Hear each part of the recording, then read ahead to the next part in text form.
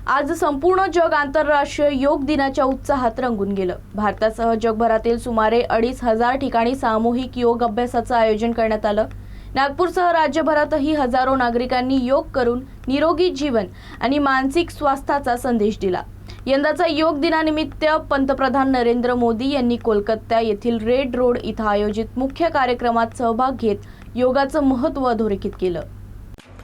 यंदाचा मुख्य राष्ट्रीय योग दिन सोहळा कोलकात्यातील ऐतिहासिक रेड रोड इथं पार पडला। पंतप्रधान नरेंद्र मोदी यांनी हजारो योग साधकांसोबत सामूहिक योगाभ्यास करत देशवासियांना नियमित योग करण्याचं आवाहन केलं।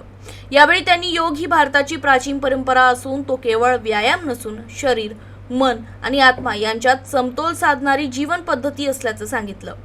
योगाचा दैनंदिन जीवनात समावेश केल्यास निरोगी आणि आनंदी जीवन जगता येतं असंही त्यांनी नमूद केलं।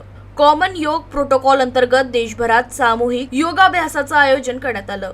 या माध्यमातून शारीरिक तंदुरुस्ती, मानसिक शांतता आणि सर्वांगीण आरोग्याविषयी जनजागृती करण्यात आली।